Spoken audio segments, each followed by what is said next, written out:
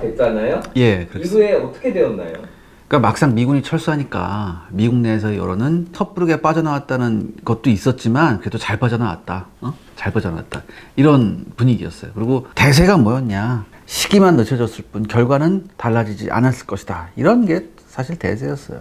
미군이 빠져나오니까 남베트남군은 졸지에 60만이 넘는 군대를 이제 건드리게 됐죠. 그런데 이 남베트남 정부가 현재 자신들이 가지고 있는 이 엄청난 전력을 어떻게 활용해야 할지에 대해서는 우왕좌왕했었어요. 그리고 솔직히 티우 대통령은 북베트남보다는 또 다른 쿠데타에 대해서 더 신경을 썼었어요. 이게 정말 어처구니 없는 작태죠, 이게. 남베트남 내에는 아직 여러 곳의 북베트남 점령지가 있었거든요. 그리고 거기에 무려 15만의 북베트남군이 주둔하는 상태예요. 그런데 얘네들을 지금 청소해야 될 생각을 안 하고 쿠데타가 더 무서웠다는 거예요, 이 티우 대통령이. 참, 어떻게 설명해야 될지 모르겠습니다. 그리고 연이어서 미국에서도 대형 사건이 터집니다. 바로 그 유명한 워터게이트 사건이 표면화된 거예요. 원래 이게 1972년부터 이제 슬슬 나오던 얘기거든요. 근데 처음에는 별거 아니라고 생각했었는데 이게 가면 갈수록 커진 거예요. 그러니까 이 스캔들 때문에 닉슨 대통령은요, 1973년 4월 홀드먼하고 에릭먼드 보좌관, 그 다음에 딘 법률고문, 그 다음에 클라인디스틴 법무장관을 면직시키게 됩니다. 이후 1973년 5월 아치볼드 콕스가 특별검사로 임명돼서 사건의 전모와 은폐 의혹을 규명하게 되는데 이 과정에서 콕스는 백악관의 보복을 받아서 파면이 되죠. 닉슨은 시종일관 도청 사건은 백악관과 무관하다고 주장했습니다. 이렇게 되니까 닉슨은 제코가 석자였거든요. 그러니까 남베트남에 전혀 신경을 쓸 수가 없었어요. 베트남에서 휴전협정은 잘 지켜졌나요? 이 휴전협정이 휴지 조각으로 변하는 데는요 1년도 채 걸리지 않았어요. 이미 휴전협정이 체결된 뒤에도 남북 베트남 사이에 소규모 충돌은 일상다반사였습니다. 그리고 애당초 이 협정을 준수할 생각이 없던 북베트남은요 서둘러 공세를 재개하느냐 아니면 힘을 축적해 80년대에 적화통일을 달성하느냐로 고민하고 있었을 뿐이었습니다. 협정 그리고 협정 발효 이후 농촌지역 전투에서 남베트남 정규군요 한 달 평균 1000명씩의 전사자가 났어요. 휴전이 완전히 휴지 조각이죠. 끊임없이 싸운 거예요. 그리고 협정 조인 직전에 추가 원조 10억 달러가 있었고요. 남베트남 경제 회생을 위한 부양작전이라고 있었어요. 이게 오퍼레이션 인핸스라고 하는 이런 부양작전이 있었는데 이게 실시가 됐어요. 그렇지만 남베트남 티우 대통령은요 닉슨이 약속을 지키지 않을 수도 있다는 이런 불안감을 떨칠 수 없었습니다. 이 협정에는요 이제 무기와 탄약은 소비되는 만큼 보충할 수 있다는 그런 조항이 있었어요, 남베트남한테. 근데 이게 그나마 티우한테 위안이 되긴 했죠. 이 티우 대통령은 이 안전장치를 활용해서 농촌 지역과 전투 현장에 병력을 배치했습니다. 그리고 초기엔 원활한 보급으로 인해서 남베트남 병사들도 꽤 잘 싸웠어요. 그런데요, 제가 아까 언급했었죠. 뭐가 있었다? 워터게이트 사건이 있었잖아요. 그러니까 워터게이트 사건 때문에 닉슨이 위기에 몰리고 설상가상으로요 제4차 중동전쟁이 1973년 10월 6일에 발발합니다. 이 4차 중동전쟁은요 여러분들 남베트남한테 재앙이었어요. 왜 그랬느냐, 일단 유럽에 있는 미군 기지들은요 이스라엘 지원에 바빴거든요. 그리고 남베트남은요 미국의 도움을 받는 이스라엘의 경쟁자가 됐습니다. 근데 문제가 뭐냐, 우선순위라는 게 있잖아요. 이 우선순위에서 남베트남이 이스라엘한테 크게 밀려요. 이스라엘 우선 정책으로 가죠. 그 다음이 남는 게 있으면 남베트남. 더욱이 중동전은 여러분 아시다시피 국제 유가를 급등시킵니다. 그러니까 뭐가 와요, 여러분들? 오일 쇼크가 오잖아요. 여러분들 다 아시죠, 오일 쇼크. 이렇게 되니까 미국은 양쪽 다 군사 지원을 하는 것에 부담을 느끼기 시작합니다. 특히 남베트남에 대한 군사 원조 비용이요 이 고유가 때문에 하룻밤 사이에 25%씩 늘어났어요. 그러니까 협정에 따른 남베트남의 기존 군사시설 보완과 무기 교체만 해도 비용이 순식간에 4배나 증가해버려요. 그러니까 미국은 이런 문제까지는 미처 생각하지 못했거든요. 그 다음에 또 하나 중요한 게 뭐냐, 자금을 마련할 방법조차 없었어요, 미국이. 더군다나 닉슨은 이런 상황에서 상원의 전비 인상 요청을 한다는 것이 감히 엄두가 나지 않았겠죠. 왜? 워터게이트 때문에. 그러니까 제가 다시 말씀드리지만 오일 쇼크가 미국뿐만 아니라 전 세계를 강타해버려요. 그러니까 미국도 어려운 처지에 놓이죠. 그리고 이런 상황에서 티우 대통령은 미국으로부터 군사 지원이 중단되고 경제 지원도 중단되었다. 우리는 싸울 수 있는 방법이 없었다라고 토로합니다. 그러면 북베트남이 가만히 있지 않았을 것 같은데. 네. 북베트남은 미국을 다시 한번 테스트하기로 결심을 합니다. 그래서 1973년 11월 6일 북베트남군요 1개 사단으로 꽝뜨리성의 남베트남군 기지를 공격해요. 왜? 미국의 반응을 보면서 언제 공세를 시작하느냐의 타이밍을 결정하기 위한 테스트였습니다. 만약 미국이 폭격을 시작한다면 아직 때가 아닌 거예요. 그리고 미국이 가만히 있으면 80년대까지 기다릴 거 없이 공격을 시작해도 충분하다는 이야기죠. 그런데요, 뜻밖에도 이 공격에 미군은 반응이 없었어요. 이렇게 되니까 점점 모든 것이 분명해졌죠. 북베트남은 서두릅니다. 새로 정비된 북베트남의 전투부대들이 속속 남쪽으로 내려가서 전투 준비를 시작하죠. 그리고 미국이 철수하면서 기뢰까지 제거해줬어요. 여러분 지난번에 말씀드렸죠. 그 하이퐁하고 이런 앞바다에다가 지뢰 깔았었다고 미국이. 근데 이것까지 미국이 철수하면서 싹 제거해줘. 이 덕분에 북베트남의 항구에는요 다시 중국과 소련 등의 배들이 몰려와서 무기와 탄약을 부지런히 하역하기 시작합니다. 그리고 여기에 맞설 남베트남의 상황은요 한심하기 짝이 없었어요. 나라가 일치 단결해서 적을 막기는커녕 이 전쟁의 끝이라고 하면서요 이 고위층들은 해외 도피 자금 마련에 여념이 없었습니다. 그리고 그렇지 않아도 심한 부정부패가 더욱더 극심해졌죠. 극심한 부정부패와 사회 타락은요 곧바로 전 국민적인 자포자기로 연결됐습니다. 이처럼 사회 분위기가 가라앉은 데다가 설상가상으로 베트남이 위기에 처하면 언제라도 달려온다던 강경파 닉슨도 결국은 1974년 8월에 워터게이트 사건으로 사임을 해요. 그리고 앞서 말씀드리다시피 이스라엘 우선 정책 때문에 미국의 지원이 끊기다시피 합니다. 이렇게 되니까 남베트남이 그나마 믿고 있었던 미국제 최신 장비들은요 부품과 연료 부족으로 고철이 되어가고 있었습니다. 이제 미군이 다시 개입한다 한들 우리의 통일과업을 막을 수는 없다. 1969년에 사망한 호지민의 후계자로 북베트남 공산당 제1서기장이었던 레주원이요 1974년 11월에 한 연설입니다. 통일과업의 가장 큰 장애물, 한마디로 미국의 의지였죠. 다시 전쟁에 개입한다는 이 미국의 의지를 1년 이상 북베트남이 저울질한 결론이었습니다. 그런데 여러분 여기서 생각해 볼 게 있어요. 당시까지 남베트남은 총 66만의 병력과 2년 이상 버틸 수 있는 군수품을 가지고 있는 상태였어요. 병력 면에서도요 북베트남을 4대1로 압도하고 있었거든요. 그런데 1974년 하반기부터 TU는 헬리콥터와 대포를 전혀 교체할 수 없었어요. 미국이 지원을 안 해줘서. 그리고 남베트남 공군도 더 이상 도움을 받지 못하고 있는 상태였어요. 미국으로부터. 그리고 미국의 지원이 쪼그라들면서 병력차가 빠르게 줄어들고 있었습니다. 북베트남과의 병력차가. 더욱이 가장 결정적인 게 뭐냐. 호지민 루트가 빠르게 재건되고 있었어요. 북베트남에서. 북베트남은요 1974년 말이 되면 대부분의 호지민 루트에 도로를 깔아놔요. 그 다음에 송유관도 매설시켜 놓습니다. 그러니까 중간중간에서 원활하게 급유를 받을 수 있게. 다음에 도로변 나무들은 다시 자라나서 완벽한 위장 효과를 발휘했습니다. 이제 북베트남이 말한 그 시기가 거의 도래한 거죠. 그래서 결국에 북베트남이 어떤 조치를 취하나요? 1974년 12월 초였습니다. 북베트남의 모든 정치 지도부와 군 지휘관들이 팜구라우가 33번지의 한 건물에 집결합니다. 남베트남에 대한 전면 공세의 작전이 수립되기 시작한 거죠. 단순히 군사작전뿐만 아니라 점령한 남베트남을 정치 사회적으로까지 지배하는 진정한 통일 방안이 논의되기 시작합니다. 그리고 북베트남은 마지막으로 테스트를 한 번 더 하기로 하죠. 캄보디아에서 남베트남의 폭롱성에 대규모 공세를 취하기로 결정한 겁니다. 미국 상원이 반전 분위기에 확실하게 휩싸여 있어서 만약 B-52 전폭기들이 다시 나타나지 않는다면 북베트남은 그야말로 시기가 무르익은 것으로 판단해도 좋다는 결론을 내립니다. 그리고 1974년 12월 14일 폭롱성에서 휴전 이후 최대의 전투가 발발합니다.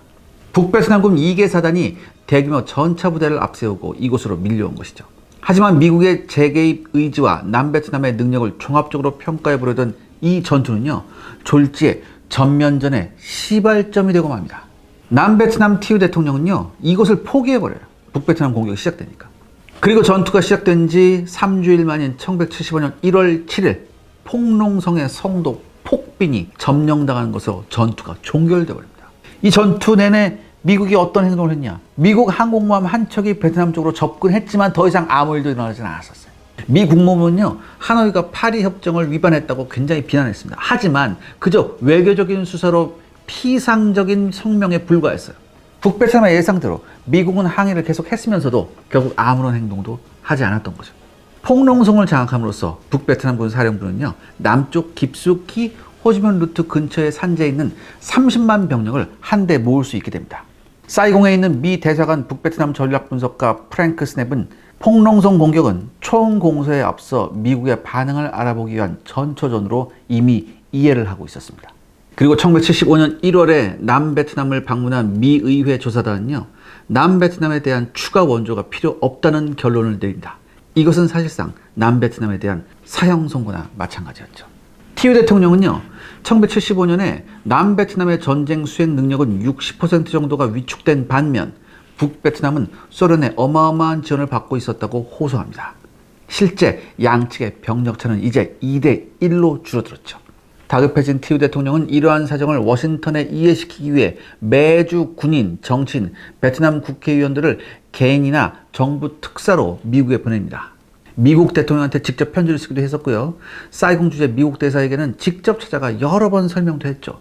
하지만 긍정적인 대답은 끌어낼 수가 없었어요. 남베트남의 새로 부임한 대사 그레이엄 마틴은요, 미국 군부가 더 이상 참전하지 않는다는 것과 북베트남의 압력은 남베트남 스스로 막아야 된다는 현실을 강조합니다. 그래도 포기할 수 없었던 티유 대통령이요, 폭롱성을 잃어버리는 이유와 배경을 설명하기 위해서 개인적으로 워싱턴을 찾기도 합니다. 워싱턴은요, 북베트남이 미국의 반응을 보기 위해 잠시 숨고르기를 하고 쉬고 있다는 CIA의 보고서를 이미 알고 있었어요. 티유 대통령은 백악관과 워싱턴한테 약속을 지키라고 강력하게 요구했죠. 하지만 닉슨은 이미 6개월 전에 날아갔잖아요. 그나마 닉슨이 있었을 때는 이제 남베트남을 도와줬었는데, 그 다음에 대통령이 된 제랄드 포드 대통령의 대답은 뭐였냐? 북베트남에 대한 정찰 비행을 복원한다. 이런 말만 하고 있는 거예요, 티유 대통령. 그러니까 티유 대통령은 뭐라고 생각했냐? 야, B-51을 보내달라고 했더니 비둘기를 보내겠는구나, 이렇게 생각했대요. 미국의 포드 대통령은요, 상징적으로 미 상원에 남베트남 추가 지원을 위해 3억 달러를 요청합니다. 당연히 어떻게 됐겠어요, 여러분들? 당연히 까였죠. 그러고 나서 포드가 뭐라고 했냐? 티유한테 봐봐, 의회가 이러니까 나도 어쩔 수 없다. 면피성 발언을 해버린 거죠. 그러니까 여러분들, 이게 어떤 순간이냐? 멀게는 조국 해방을 80년대 초반까지 내다보던 북베트남의 계획이 앞으로 2년 안에 무력 통일을 완수하겠다는 자신감 넘친 새로운 계획으로 바뀌는 순간이었어요.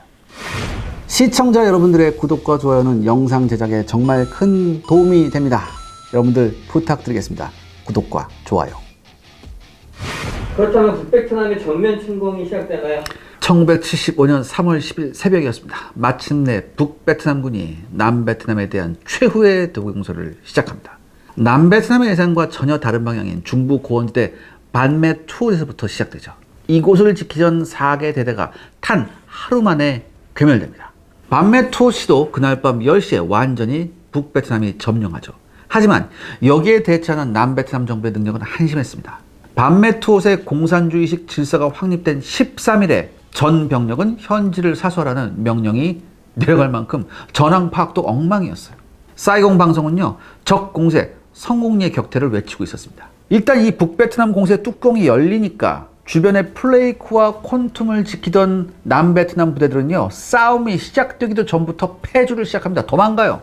그러니까 남베트남도 나름 치밀한 사전 계획이 있었거든요. 근데 이런 건 아랑곳하지 않고 제1진이 철수하니까 곧 무질서하게 전부 다 무너져 버립니다. 그러니까 이 방면에 대한 공격을 시작도 하는 북베트남군은요, 이 뜻밖의 결과에 오히려 어리둥절해요. 그리고 곧 사태를 눈치채고 진격을 개시하죠. 숫자는 아직도 남베트남군이 훨씬 더 많았지만 승세의 리듬을 타기 시작한 군대와 전의를 잃고 도망치기 시작한 군대는 완전히 다른 군대였습니다.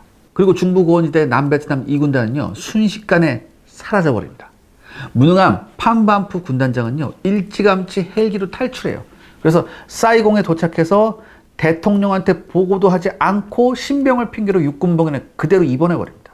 그리고 열흘이 채 되지도 않아서 퀴논, 투이호와 나트랑 등 남베트남 북부의 요충지들이 거의 저항도 없이 북베트남군 수중에 떨어집니다. 남베트남군 내에서 유일하게 군대다운 대열을 유지하고 있던 고광 트롱 중장의 1군단도 사정이 여의치 않았어요. 밀려드는 수많은 피난민들로 인해서 제대로 된 방어태세를 유지할 수 없었던 것이었습니다. 이제 베트남에서는요, 옛날부터 사용된 전법이 하나 있어요. 뭐냐면 성난 물소대를 적진에 몰아넣는 그런 전법이 있었거든요. 그럼 이제 성난 물소대 하면서 적진을 후다닥닥 해놓으면 그때 이제 밀고 들어간다, 그런 게 있었는데, 여기에서는요 피난민들이 바로 그 물소대였어요. 북베트남군 전차들은요 길가에서 서치라이트로 피난 대열의 앞길을 밝혀주는 그런 친절까지 과시했습니다. 아무리 군단장이 맹장이라도 이미 그 부하들은 저항할 의지가 없었어요. 3월 19일이 됩니다. 북베트남군의 돌격이 개시되자 남베트남 병사들은 마치 도망갈 채비를 갖춘 사람들 마냥 흩어져 버립니다. 티우 대통령이 중부 고원대 1, 2군단을 월명의 희상령으로 제공하는 대가로 사이공과 자신의 안전을 북베트남과 흥정하고 있다거나 남베트남 전체를 팔아넘기는 대가로 거액의 해외 도피 자금을 북쪽에서 받았다는 이런 유언비어도 이런 지리멸렬의 한몫을 합니다. 사실 여부를 떠나서요, 이런 소문을 듣는 병사들이 싸우고 싶을 리가 없잖아요. 그러니까 여러분들 이거 생각해 보셔야 돼요. 황당한 가짜 뉴스가 먹힌 나라는요 이미 망한 나라예요. 남베트남군의 방어선은요 순식간에 꽝트리로, 꽝트리에서 후에로, 후에서 베트남 제2의 도시 다낭으로 변합니다. 하루가 다르게 남쪽으로 밀려났고요. 패잔병들과 피난민들은요 수도 사이공을 향해 도망치기 시작해요. 그리고 남베트남들이 북베트남보다 오히려 자기네 집권층을 더 증오한다는 사실이 속속 드러나기 시작합니다. 후에 시내에서는요 치안 유지를 위해 즉결 처분권까지 부여받고 있던 장교들이 되려 탈영병들한테 사살당합니다. 그리고 판랑 지역에서는요 공병대 패장병들이 불도저로 대통령 아버지의 묘소를 밀어버리는 사건이 나오죠. 정작 놀라운 것은 북베트남이었습니다. 진격 속도가 너무 빨라서 사령부에선 상황지도에 진격 상황을 표시할 수도 없을 지경이었어요. 그리고 점령지구가 너무 빨리 늘어나는 바람에 현지에 내려보낼 공무원이 없어서 쩔쩔매고 있었습니다. 호주 출신 전문기자 윌리엄 버쳇은요 이에 대해서 이렇게 얘기합니다. 마지막 공세를 할 때 북베트남의 목표는 일단 다낭이었다. 다낭만 접수하고 그곳에서 지구전을 펴기 위해 버틸 예정이었다. 그런데 일이 의외로 쉽게 풀려 성도들이 하나둘씩 스스로 무너지기 시작했다. 북베트남은 호집내 생일인 5월 19일 전에 전쟁을 끝낼 수 있겠다고 생각하기 시작했다. 3월 29일이 됐습니다. 공세 시작 20일 남짓 만에 베트남의 제2도시 다낭은 지키는 병사도 없는 상태로 북베트남한테 점령됩니다. 입성한 북베트남군이 처음 발견한 것은요 놀랍게도 10수만 명이 충분히 쓸 수 있는 탄약과 포탄 그리고 식량이었어요. 한마디로 남베트남군은 싸울 의지를 완전히 잃어버린 거죠. 이제 남베트남 1군단의 방어선이 뚫리면 그 다음 목표는 바로 수도 사이공이었습니다. 그런데요 놀랍게도 남베트남에도 진정한 군인이 아직 있었습니다. 남베트남이 이대로 무너지고 마나요? 네, 사태가 이 지경이 되고 나서야 남베트남 사람들은 모든 것이 원점으로 돌아갔고 자신들의 미래가 엄청나게 불투명하다고 깨닫기 시작합니다. 그러니까 불투명 정도가 아니죠. 사실상 암흑 그 자체죠. 이 미군 철수에 간신히 연명하던 남베트남군은 2년간 보급품이 있었다고 그랬잖아요. 2년간의 보급품을 먼저 받았었다고 했는데 이게 진짜 금방 없어졌어요. 그리고 이 보급품이 거의 소진되자 귀신같이 쪼들리기 시작합니다. 남베트남군의 급여는 1974년부터 점진적으로 삭감이 돼요. 그리고 이 월급 삭감은요 남베트남군의 전면적인 붕괴를 초래합니다. 이 무렵부터 남베트남군은 매달 평균 2만 명이 탈영을 해요. 남베트남군 헌병이요 워낙 탈영자가 많아서 탈영병 검거는 엄두조차 못 냅니다. 그래서 어떻게 됐냐, 남베트남군은 이제 베테랑이 거의 없는 복무 자격조차 의심스러운 신병이 대다수인 수수깡 군대가 돼요. 그리고 물량 부족 역시 극심했습니다. 1975년 북베트남의 전격 침공 당시에 남베트남 병사 1인당 휴대 탄약수는요 85발이었어요. 그리고 포병은 하루에 4발 포격이 전부였습니다. 이 각종 전폭기는 100여 대 이상 있었지만 조종사나 정비사가 없었어요. 굉장히 부족했어요. 그리고 다음에 예비 부품과 유류 보급마저 원활하지 않았죠. 그래서 제 역할을 못했습니다. 그리고 이건 지상 장비도 마찬가지였습니다. 문제는 미 의회가 더 이상 군수품을 남베트남에 제공할 능력과 의사가 없었다는 거죠. 그러니까 여러분 이거 생각해 보셔야죠. 30년간 전쟁을 했어요. 30년간 전쟁했는데 갑자기 모든 것이 무너졌다는 얘기죠. 갑자기 한순간에 모든 것이 무너지면서 남베트남이 파멸의 길로 갑니다. 그러니까 공산군이 온다는 얘기가 들리자마자 남베트남군은 도망가기 바빴어요. 그리고 파죽지세로 남아하는 북베트남군은 남베트남 수도 사이공으로 점점 접근합니다. 어느새 북베트남군은요 18개 사단하고 5개 예비 사단으로 증가되어 있었고요. 반면 남베트남군은 6개 사단 5만이 채 안 되는 병력만이 남아 있었습니다. 예전에 훨씬 많았잖아요, 남베트남이. 근데 이제는 뭐야? 병력이 거의 10분의 1로 줄어든 상태예요, 남베트남. 예전에 비해서. 북베트남은요, 호치민의 생일인 5월 19일 전까지 사이공을 점령하기로 결심합니다. 그런데 사이공에서 불과 64km 떨어진 일본 국도상의 수안록에서 남베트남에도 진정한 군인이 있다는 것이 증명됩니다. 그 진정한 군인이 남베트남에 남아 있었네요. 네, 이 전투가 벌어진 수안록은요, 북베트남이 사이공으로 가기 위한 마지막 관문이었습니다. 이곳은 인구 4만이 못 되는 소도시였어요. 그러니까 룽칸성이라고 하는 데의 성도였는데 주요 도로의 길목에 자리 잡은 평야지대에 다소 고도가 높은 구름지였어요. 이곳만 북베트남이 돌파하면 핵심 요충지인 미엔호아 공군기지로 가는 직통로가 뚫리게 됩니다. 이곳에는 남베트남 제18사단이 방어하고 있었습니다. 이 제18사단은 창설될 때 원래 14단으로 명명됐는데 여러분 아시잖아요. 14단, 넘버 10. 서구권에서 넘버 10 하면 꼴찌라는 뜻이거든요. 넘버 10이라는 이 명칭상의 나쁜 이미지하고 걸맞게 남베트남의 최약체 사단으로 정평이 나 있었어요. 그래서 야 이거 숫자라도 바꾸자 그래서 나중에 18사단으로 개칭했는데 하지만 1973년 휴전 직후 장군으로 승진한 레민다오 준장이 사단장으로 부임한 이후부터 사단의 면모는 달라지기 시작합니다. 제18사단은 다오 준장이 특별히 준비한 정신교육과 전투훈련을 받은 뒤부터 남베트남군에서 전투력이 강한 사단으로 부상합니다. 특히 이 다오 장군은요, 정치 바람을 타고 진급한 장군이 아니라 능력을 인정받아 진급한 장군이었어요. 이 수안록에 대한 북베트남군의 공격은요, 4월 9일 여명에 개시되었습니다. 북베트남군 제7사단은 2천여 발의 공격 준비 포격과 함께 수안록 북쪽에서 2개 지역에 집중 공격을 실시합니다.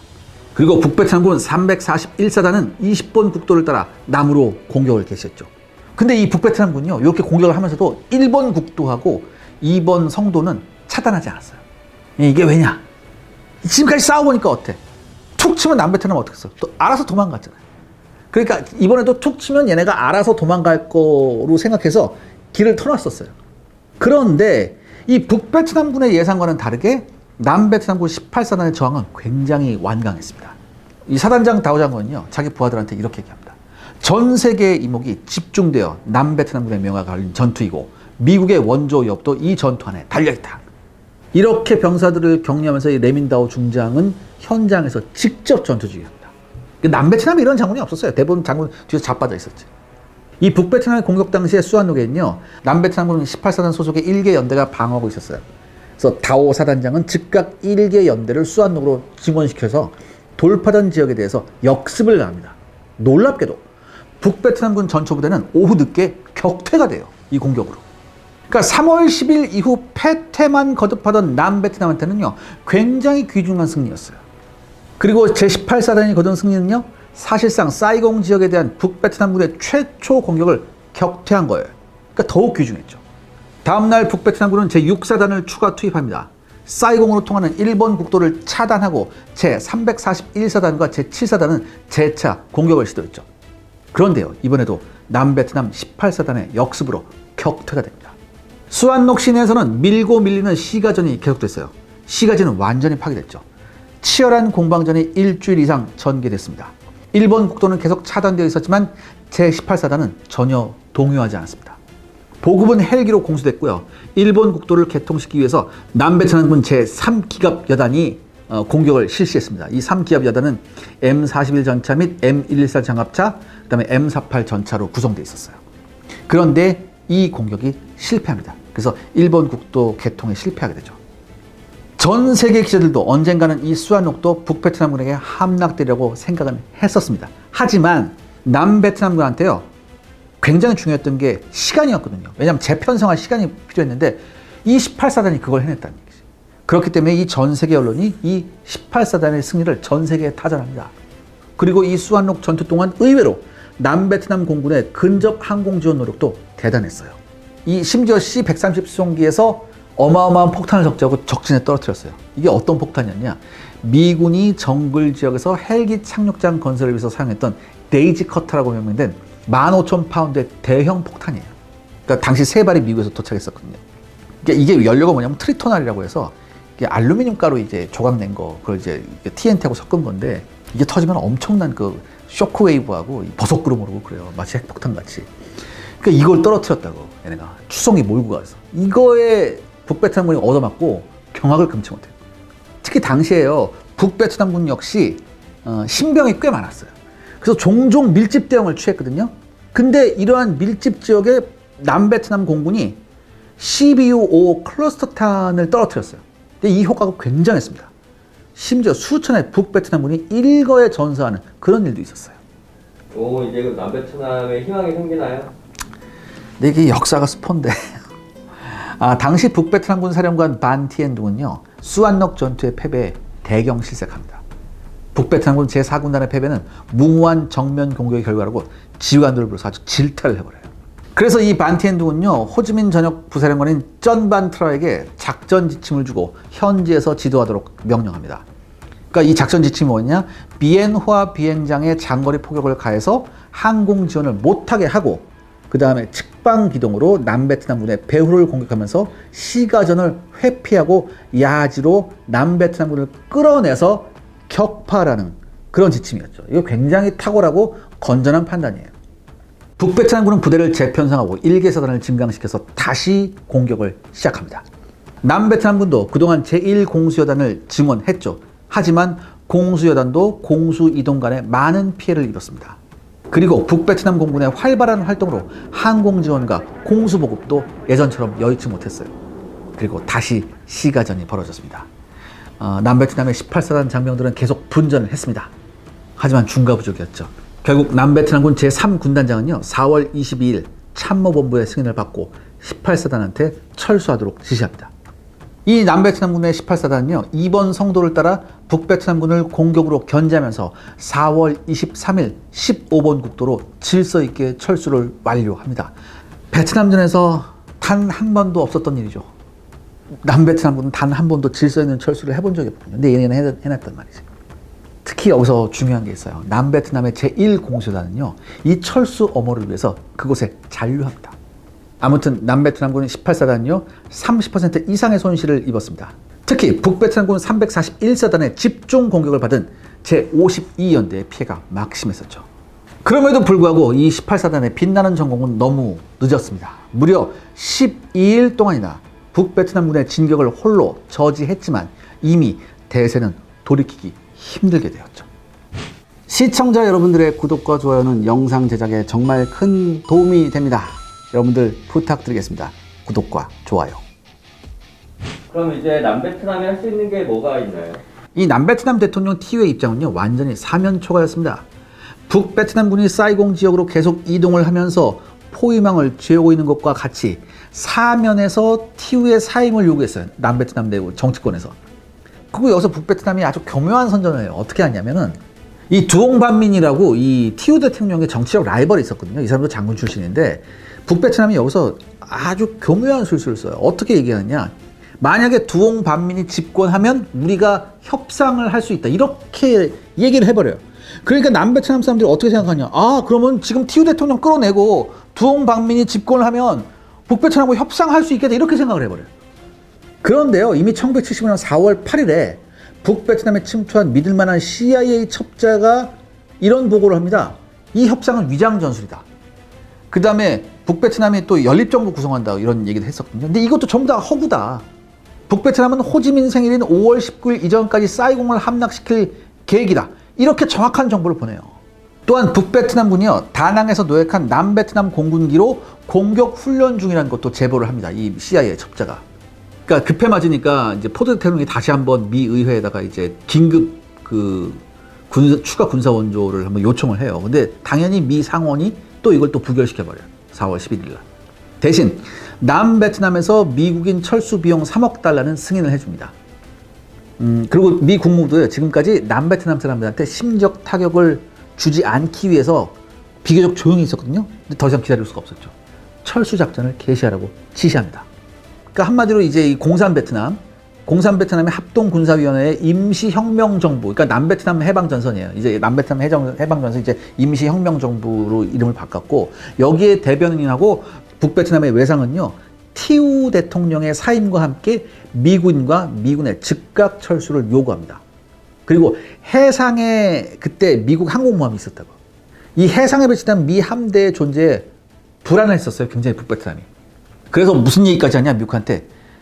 해병대나 헬기 하지 말고 우리가 안전하게 철수 있도록 해주겠다. 항공모함에서 헬기 보내지 말라고. 그럴 정도였어요.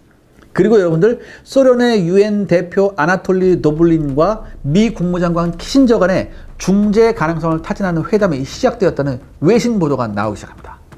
뉴욕타임스는 믿을 만한 소식통을 인용해서 북베트남 주재 소련 대사관에서 4월 13일, 14일 양일간 모스크바로 타전한 바에 의하면 북베트남은 사이공을 점령할 의사가 없으며 또한 전국의 병력이 분산되어 있어 조기 승리가 어렵다고 보도했습니다. 다 거짓말이죠. 다 거짓말이에요. 소련도 속인 거예요. 또한 기만 전술이 계속됩니다. 4월 19일에는요, 임시혁명정부하고 헝가리 대표도 남베트남의 티우가 사임하고 만약에 두옹반민이 대통령이 된다면 협상하겠다고 공식적으로 발표를 해요. 헝가리 대표는 한술 더 떠서 임시혁명정부는 미국에게 굴욕을 주기를 원치 않으며 티우가 신속히 사임하고 미국이 완전히 철수하면 협상이 가능하고 미 대사관도 그대로 잔류할 수 있다고까지 얘기합니다. 그러니까 이때는 공산권이 똘똘 뭉쳐서 전부를 기만하고, 자유세계를 전부 기만하고 있었어요. 이렇게 되니까 4월 20일에는요, 그레이엄 마틴 주 베트남 미 대사도 티우 대통령한테 사임을 종용합니다. 이렇게 되니까 티우 대통령은 더 이상 버틸 수가 없었죠. 미국의 원조도 이제는 완전히 희망이 없어졌고 북베트남의 공격을 저지할 능력도 없었어요. 끝까지 버티고자 했지만 티우는 결국에 4월 21일 정오 쩐반후옹 부통령과 전 수상 쩐티엔 키엠을 불러서 헌법 절차대로 후옹 부통령한테 대통령직을 인기하고 사임할 것을 통고합니다. 그리고 저녁 7시 30분에 200여 명의 남베트남 고위 인사들이 참석한 가운데 티우는 사임을 발표하고요. TV와 라디오로 중계되는 가운데 90분 동안, 무려 90분 동안 국토의 반이 공산 지배하에 있던 1965년 그가 국가 원수직을 맡은 이래 지금까지의 경과를 회고하고 미국의 배신에 대한 비난을 끝으로 사임 연설을 끝내게 됩니다. 90분 동안 이 얘기를 했어요. 이 사람도 뭐 이해가 안 가는 건 아닌데. 아무튼 그리고 나서 이 티우의 부인은요, 티우 대통령의 부인은 4월 24일 일반 여객기로 출국을 하고 티우는 그 다음날 4월 25일 밤에 탄손노트 공항에서 자신의 망명을 받아준 대만으로 출국을 합니다. 이제 남베트남의 패망은 시간 문제입니다. 그런데 여러분들, 진짜 웃긴 게 뭔지 아세요? 이 지랄 같은 상황 속에서도요, 권력욕에 불타는 자들의 파워게임이 시작됩니다. 남베트남에서. 대통령직을 승계한 후옹은요, 유력한 대통령 후보였던 두옹방민에게 대통령직을 인계하라는 성화를 외면하고 수상으로 입각하도록 교섭을 합니다. 그러니까 당연히 뭐예요? 두옹방민은 거절했죠. 더 과감한 게 뭐냐? 4월 25일 날 전 부통령이었던 베트남 공군 사령관 출신 응우엔 카오 키가 탄손누트에서 지지 군중들을 모아놓고서 전 카톨릭 신자들은 일어나서 반공산 반정부 운동에 나서야 하며 지금까지 북베트남의 승리는 싸우기 전에 도망치는 장군과 장교들 때문이라고 성토합니다. 아울러 우리 남베트남 국민들은 소련의 스탈린그라드 항전과 같이 최후의 한 사람까지 싸워야 된다, 이렇게 떠벌려요. 이게 이 사람 왜 그랬겠어? 나름 티우가 떠나면서 자기한테도 뭐예요? 기회가 올 거라고 생각했었거든. 그래서 이런 짓을 하는 거예요. 근데 결국에 자기한테 대통령직이 안 오니까 불만을 토로한 거죠. 자기 지지자를 모아놓고서. 이게 나쁜 놈이 이렇게 겉으로는 이렇게 하면서 그 부인하고 자식은 이미 외국으로 출국하고 없었어요. 여전히 남베트남에는 혼란이 있네요. 이 티우 대통령이 사임한 후에 사이공의 인심은 그야말로 흉흉했습니다. 베트남 화폐 가치는 폭락하다 못해 휴지 조각이 돼버려요. 또한 북베트남군이요, 사이공을 점령하면 남베트남 처녀들을 불구가 되어 전역한 북베트남군과 결혼시킨다는 그런 소문이 나돕니다. 그래서 뭐예요? 갑자기 결혼 선풍이 불어요. 남베트남 전 사회에. 그리고 음식점에 사람들이 붐비기 시작해요. 왜냐? 북베트남군이 점령하면 맛있는 음식을 다시는 맛보지 못할 거라는 생각에 먹고 죽은 귀신 때깔도 좋다고 해서 그냥 음식점에 가서 그냥 처먹는 거예요. 그리고 4월 24일 남베트남의 은행, 그 다음에 외국계 은행이 모두 문을 닫습니다. 이런 와중에 북베트남은 끝까지 남베트남의 분열을 노립니다. 티우가 사임하고 후옹이 승계하자 북베트남은 뭐라고 얘기했냐? 후옹 이놈도 티우의 일당이다.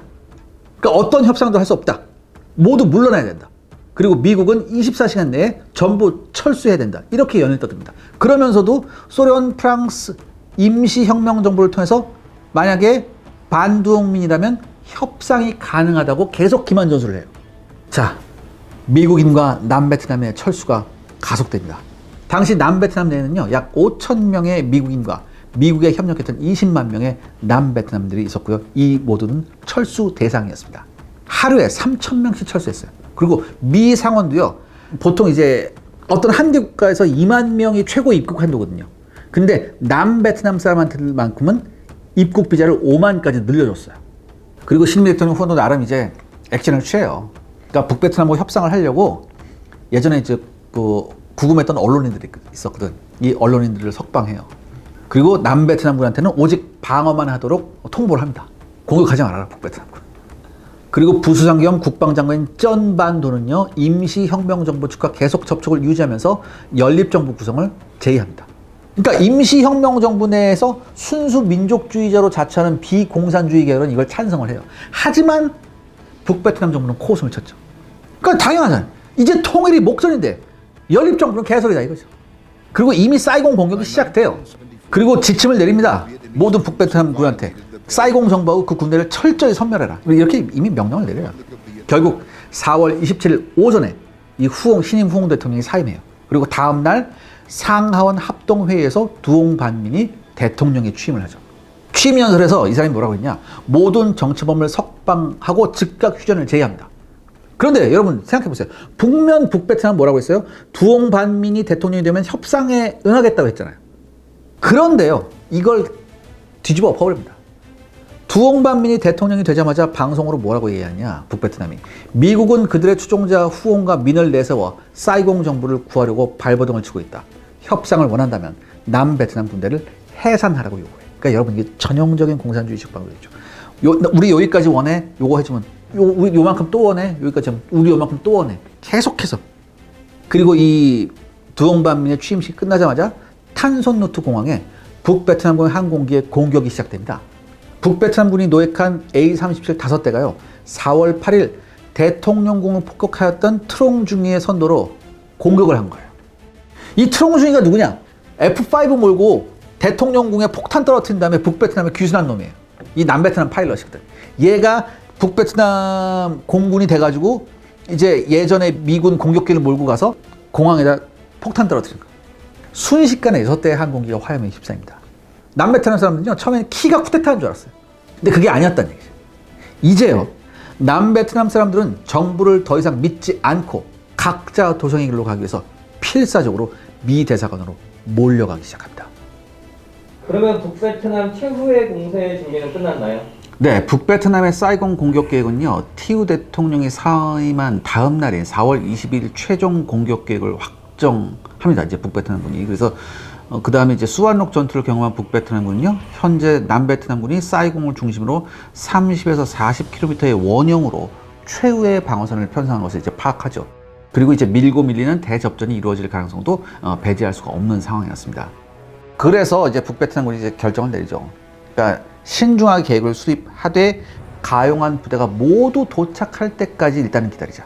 그래서 북베트남은 남베트남의 독립군, 그 다음에 참모본부, 사이공 방위사령부, 탄손누트 공항, 그 다음에 사이공 경찰국 등 5개의 국방부 직할부대 및 기관을 최종 목표로 선정합니다. 그리고 이를 점령하기 위한 각 군단의 기동 계획을 다음과 같이 수립하죠. 먼저 제1군단은 남베트남군 참모본부를 점령하고요. 북베트남군 2군단은 독립군, 그러니까 쉽게 말해서 그 남베트남 대통령궁을 점령하고, 제4군단은 탄손누트 비행장을 점령, 그 다음에 제232군은 사이공 방위사령부와 경찰국을 점령, 그리고 각종 특공사단은요, 사이공 시내에 사전 침투하기로 이렇게 계획이 돼 있었습니다. 그리고 상당수의 많은 게릴라 부대들이 이미 침투한 상태였어요. 북베트남 사령관 반티엔 둥이 하달한 종합 작전 지침은 총 9개였습니다. 첫 번째, 대담한 돌진만이 기습을 달성할 수 있고 성공을 보장할 수 있다. 두 번째, 적의 정규 사단이 사이공 내부로 축차 철수하지 못하도록 적을 고착시키면서 배후를 차단하고 고착된 적은 후속 부대가 소탕하도록 할 것. 세 번째, 병력을 절약, 집중해서 작전에 기여할 수 있는 중요 목표를 점령할 수 있도록 할 것. 그 다음에 네 번째는 기계화 부대는 특수 임무 부대로 편성하여 신속히 사이공 시내로 돌진할 것.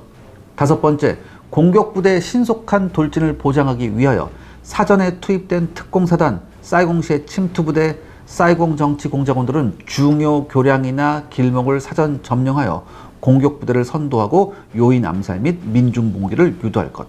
여섯 번째, 최대한 화력은 적 참모본부 탄손루트 공항돈 군사 목표에 집중할 것. 일곱 번째, 정치적 과업에 유의하여 인민의 생명과 재산을 보호하고 특히 노동자들의 생명을 보호하는 데 유의할 것.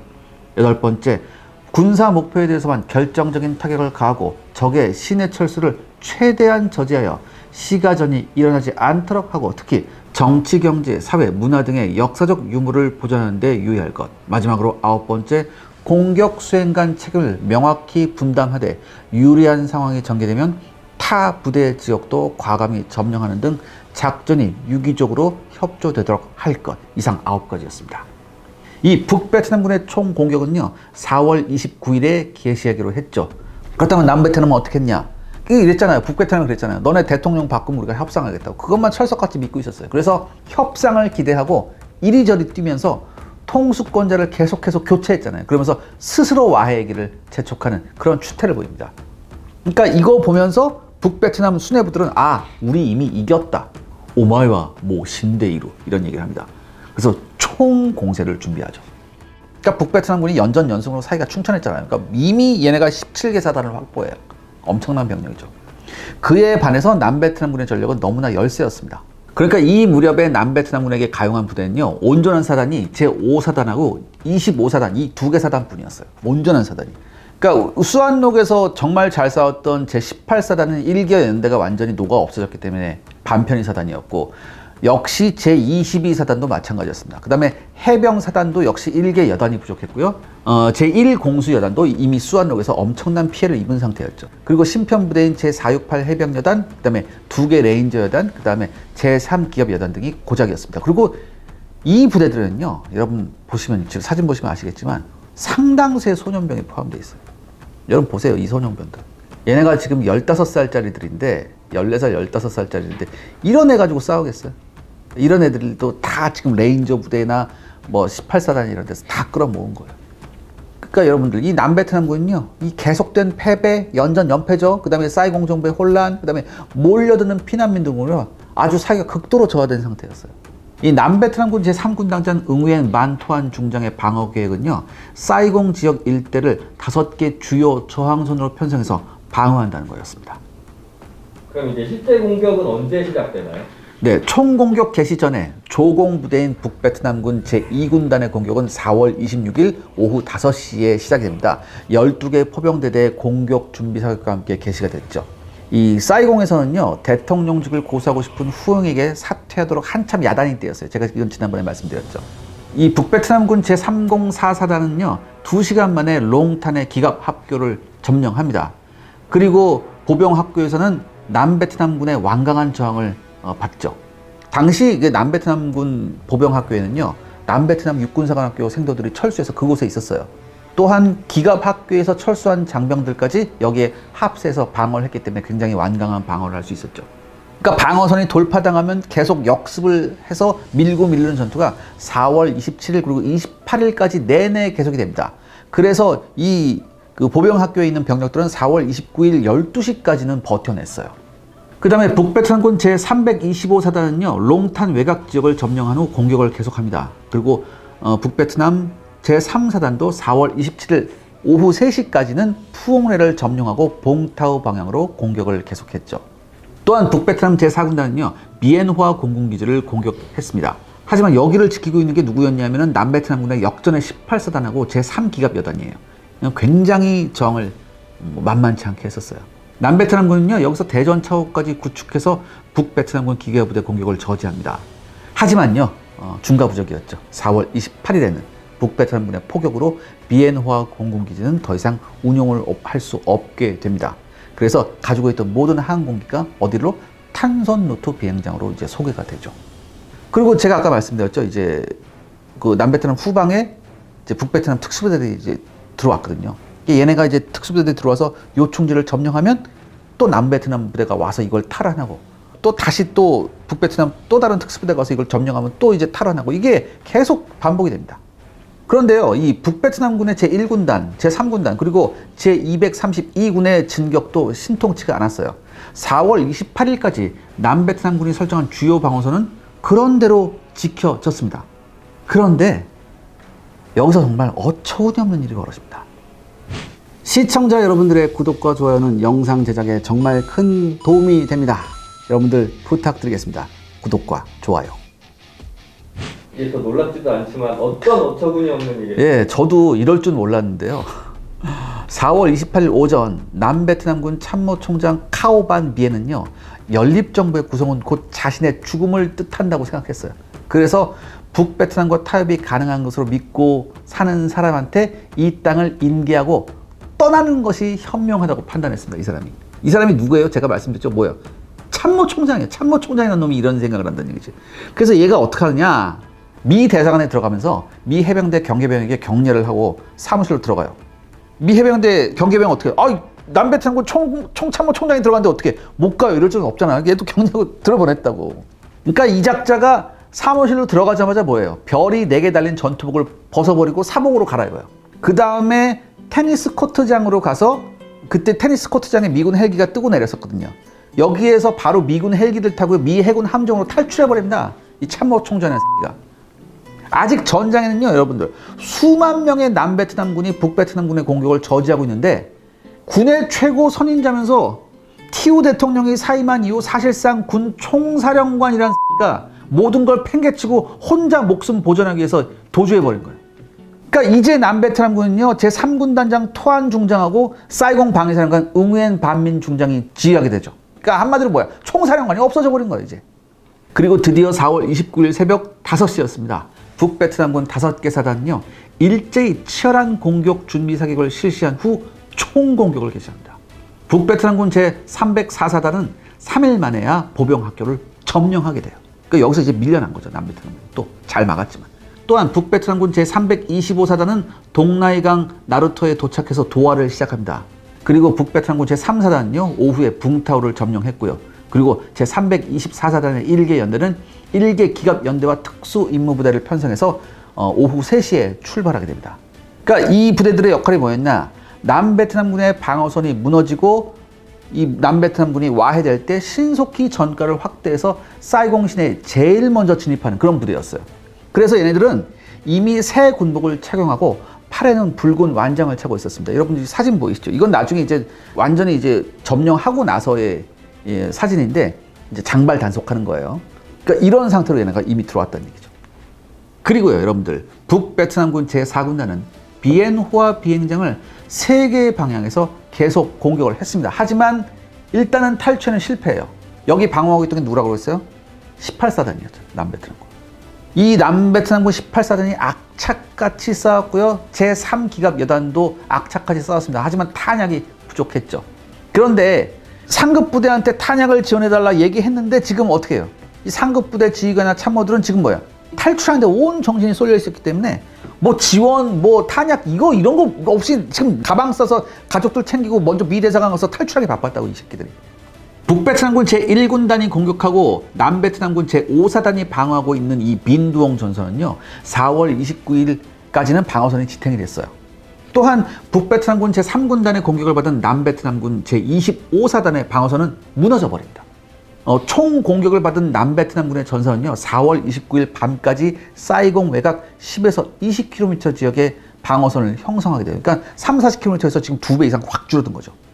5대1 이상의 전투력 차이와 높은 사기는요, 일거의 남베트남군을 압도할 수 있었는데도 사실 북베트남의 공격은 좀 지지부진한 면이 없지 않아 있었어요. 원래는 탁 치면 하루 만에 다 들어가야 되는데 이게 3-4일 버텼거든.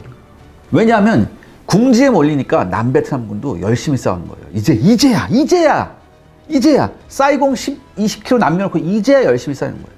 근데 중과 부족이죠. 남베트남한테 부족한 건 뭐였냐? 예비부대였어요. 탄약과 예비부대였다. 그러니까 이게 너무 늦게 정신 차린 거죠. 반면 북베트남한테 부족한 것은 훈련하고 과감성 혹은 독단 능력이었습니다. 왜냐하면 북베트남군한테 신병들이 굉장히 많았거든요. 근데 이 신병들이 사실 실전에서 잔뜩 겁을 집어먹고 있었어요. 그러니까 이게 어쩌면 하루 만에 툭 치면 넘어갈 게 아니라 이게 3, 4일을 버티게 된 원인이죠. 아무튼 남베트남군은요, 이 방어선에서 북베트남군을 저지하고 있었습니다. 이 정도 되면 미 대사관도 철수를 생각하지 않을까요? 네, 이 미국의 철수 작전은 사실 4월 19일부터 공식적으로 시작이 돼요. 그러니까 심리적인 요인을 고려해서 야간에 C-130이나 C-141 등의 대형 수송기들이 운영돼서 임시 캠프인 괌으로 탈출하는 사람들이 실어 나르는 거죠. 그 다음에 철수시킬 남베트남인들은 공산화됨으로써 생명의 위협을 받게 될 사람, 그 다음에 각종 미국 기관에 근무했던 고용인, 그 다음에 현지 미국인이 추천하는 인원 등 이런 남베트남 사람들이 이제 같이 탈출 대상이었어요. 그래서 탄순루트 공항에서의 철수는 4월 28일로서 끝나고 이후는 헬기에 의해 해상에서 대기하고 있는 미군 함정으로 철수하게 됩니다. 그러니까 여기에 이제 미 7함대 함정이 왔거든요. 항공모함이 왔단 말이야. 얘네들 태우려고. 그리고 4월 29일부터 미 대사관에서 최고 70명까지 탑승시킬 수 있는 CH-53 헬기로 철수를 시작합니다. 근데 이 CH-53 헬기가 일단 숫자가 충분치 않았어요. 그 다음에 이게 뜨고 내리기에 너무 커가지고 좀 곤란했거든요. 그래서 29일 6시 반, 저녁 6시 반 이후에는 12명까지 탑승시킬 수 있는 UH-1 헬기로 야간 철수를 계속하게 됩니다. 그런데 북베트남군은요, 미군의 철수를 방해하지 않았어요. 4월 29일만 해도 남베트남 공군기 4대가 북베트남군 대공화기에 의해서 격추가 됐습니다. 하지만 북베트남군은 미군 철수를 방해하지 않았습니다. 이 미군의 철수를 방해하지 않음으로 해서 미 제7함대의 공격을 자초할 필요가 없었던 것이에요. 그러니까 자기네들한테 방해가 되는 사람들은 한 사람이라도 더 철수시키는 게 바람직하다. 이게 북베트남의 생각이었죠. 그러니까 미국의 철수 인원에 포함되지 못하는 남베트남인들은 모든 수단을 총동원해서 해안으로 나가서 거룻배, 모타보트 이런 거를 이용해서 미군 함정이 있는 곳까지 가요. 근데 거기까지 가면 일단 미군이 전부 받아줬거든요. 배까지 오면 해양법상 그런 게 있거든. 그러니까 얘네를 받아줬다. 그러니까 돛담배를 하든 뭘 하든 거기까지 미군 항공모함까지 가는 거예요, 얘네들. 그 다음에 남베트남 고위 인사들 얘기를 조금 해야 되는데, 이 4월 28일에 3일짜리 대통령이었던 두옹반민한테 협상이 안 될 경우에 철수할 의향이 있냐고 묻자 이 사람이 의외로 이런 얘기를 해요. 고개 흔들면서 남베트남 사람들은 내 민족이다. 나는 떠날 수 없다. 그러면서 그의 손자, 그의 딸과 대령인 사위, 조카들의 철수를 부탁합니다.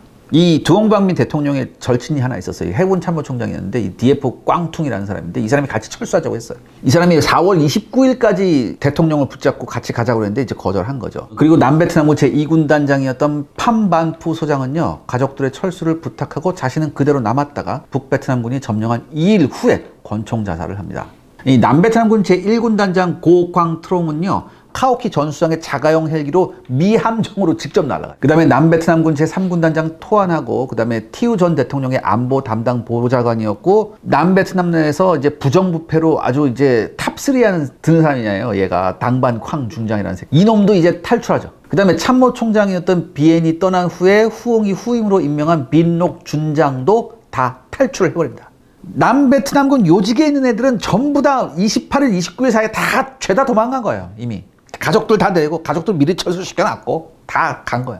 그렇다면 이때 남베트남 주재 미 대사 마틴 대사는요, 나름 그래도 끝까지 신의를 지키려고 했었어요. 왜냐하면 이 사람의 아들이 베트남전에서 전사했거든요. 상황이 급박해지니까 직원들이 4월 28일에 부인은 먼저 철수시키자라고 했는데 이 사람이 뭐라고 얘기하냐면, 내 부인이 철수하고 이런 게 알려지면 이게 남베트남 사람한테 심리적 영향을 준다. 그래서 거절해요. 거절하고 공관에 있는 자기 사물들도 그대로 놔둬요. 그대로 놔뒀는데 어쩔 수 없었죠. 4월 30일 날 새벽 3시 45분에 마지막 헬기 중에 두 번째 헬기로 부인과 같이 철수 헬기에 올라서 탈출을 합니다. 이 사람도. 그 테니스 코트 주변에 무슨 나무들도 많아서 처음에는 그 미드 대사원 직원들이 이 나무를 자르려고 했다고. 왜냐면 헬기 내릴 때 방해되니까. 근데 마틴 대사 자르지 말라고 그랬다고. 왜냐면 밖에 있는 남베트남 사람들이 보면 어떻게 해요? 동의하니까.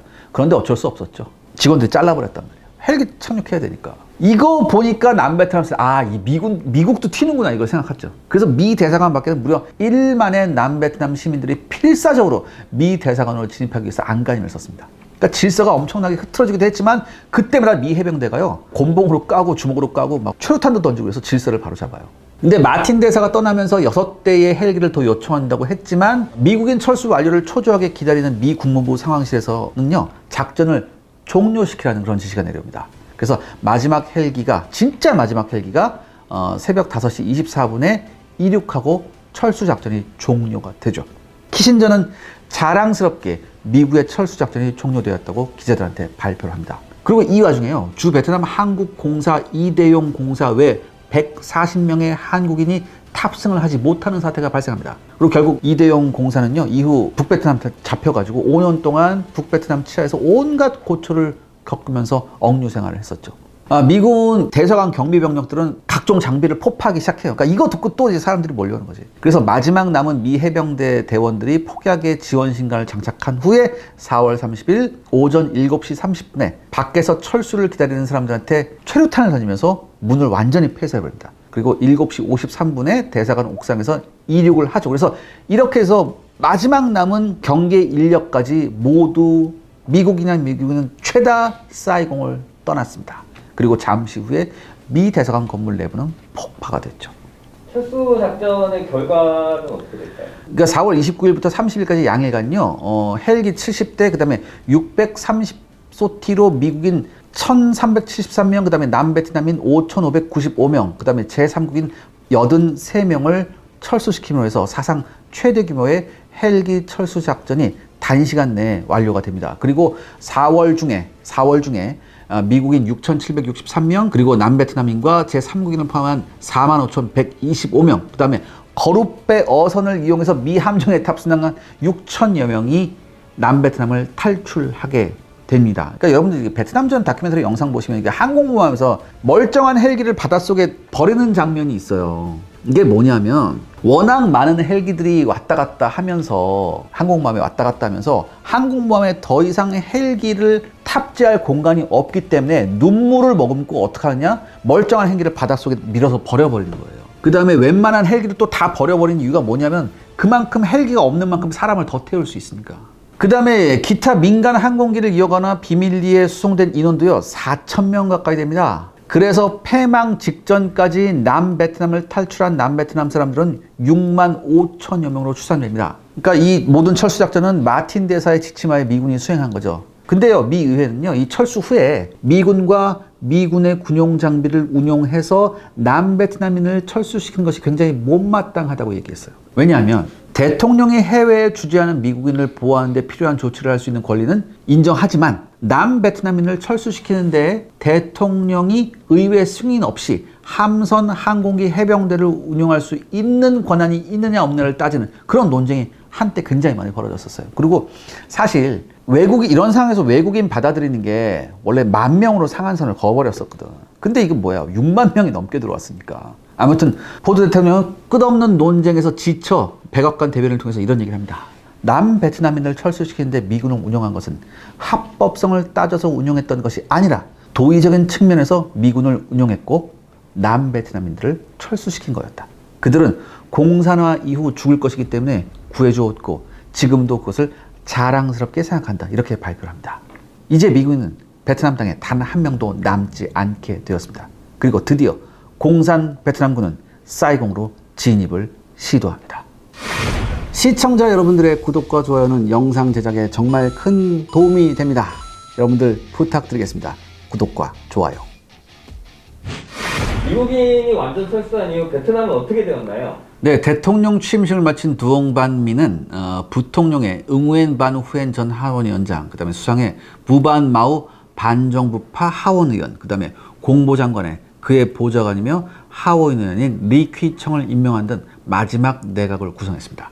두옹방미는 순리당에도 아직 협상이 가능하다고 판단했어요. 그러니까 왜 이렇게 판단했냐? 북베트남이 통일하게 되면 인도 차이나 3국의 헤게모니를 장악하게 되니까 중국이 북베트남의 무력에 의한 통일을 강력하게 반대하고 있다고 생각했어요. 그리고 또 하나 임시혁명 정부도 있잖아. 베트콩 계열. 그러니까 그 베트콩 인민해방전선 계열. 걔네도 북베트남의 지배를 원치 않고 있었죠.